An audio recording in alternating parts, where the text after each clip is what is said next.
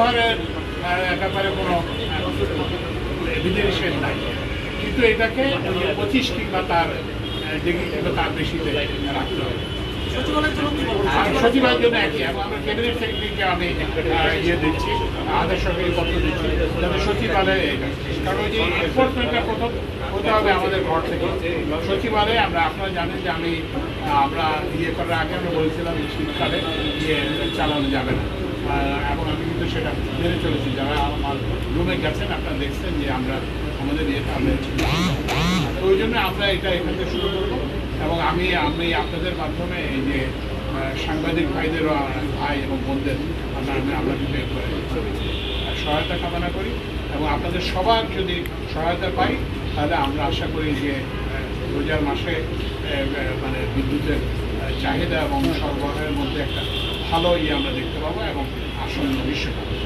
কিন্তু এবং এটা কিন্তু নিয়মিতভাবে নজরদারি করবে আমাদের বিদ্যুৎ বিভাগের বিশেষ টিম, এবং যদি দেখা যায় যে না এটা আমাদের যে অনুরোধ উপেক্ষিত হয়েছে, এই অনুরোধ কেউ রাখছেন না, তাহলে কিন্তু আমরা আইনানুগ ব্যবস্থা গ্রহণ করব। বিদ্যুৎ সংযোগ বিচ্ছিন্ন হতে পারে যারা এগুলো মেনে চলবেন না, কিংবা আরও অন্যান্য যেসব আইনানুগ যেসব ব্যবস্থা আছে আমরা সেসব ব্যবস্থা গ্রহণ করব।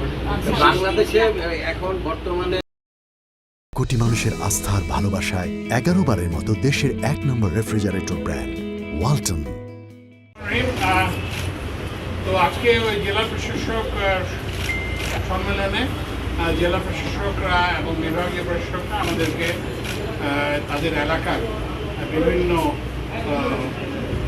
বিষয় সম্পর্কে আমাদের কাছে যা জানতে চেয়েছেন,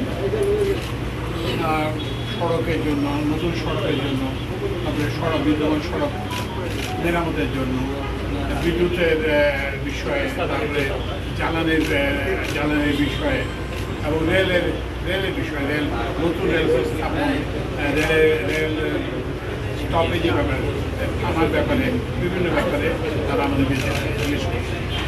তো আমাদের যারা সচিববৃন্দ তারা এইসব প্রশ্নের জবাব দিয়েছেন। তো আমরা যেটা জেলা প্রশাসকদের কাছে তুলে ধরেছি, আমি যেটা তুলে ধরেছি সেটা হচ্ছে যে আমাদের সম্পদের সীমাবদ্ধতার কথা তুলে আমরা অর্থনৈতিক সরকার একটা খাদের মধ্যে অর্থনীতিকে পেয়েছি। 25 মিটার রিজার্ভ 21 সালে ছিল $42 বিলিয়ন, সেটা থেকে $20 বিলিয়ন হয়ে গেছে। এসব কারণে আমাদের যে সমস্যা হচ্ছে সেসব যে আমরা জ্বালানির মূল্য পরিশোধ কিংবা বিদ্যুতের মূল্য পরিশোধে আমাদের যে সমস্যা আছে সেটার কথা। এত সত্ত্বেও আমরা বলেছি যে আমরা এই আসন্ন যে রমজান মাসে আমরা বিদ্যুতের সরবরাহের সম্পূর্ণ আয়োজন করেছি, এবং আমরা আশা করি যে যারা রমজান মাসে এবং পরে গ্রীষ্মে আমরা বিদ্যুতের যে চাহিদা সেটা মেটাতে সক্ষম হব। তবে এখানে একটা জিনিস আমরা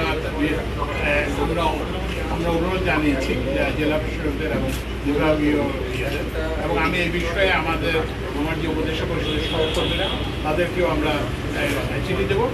সেটা হচ্ছে, আপনারা জানেন যে আমাদের শীত মৌসুমে আমাদের বিদ্যুতের চাহিদা হচ্ছে 9,000 মেগাওয়াট, আর গ্রীষ্ম মৌসুমে এটা বেড়ে 17 থেকে 18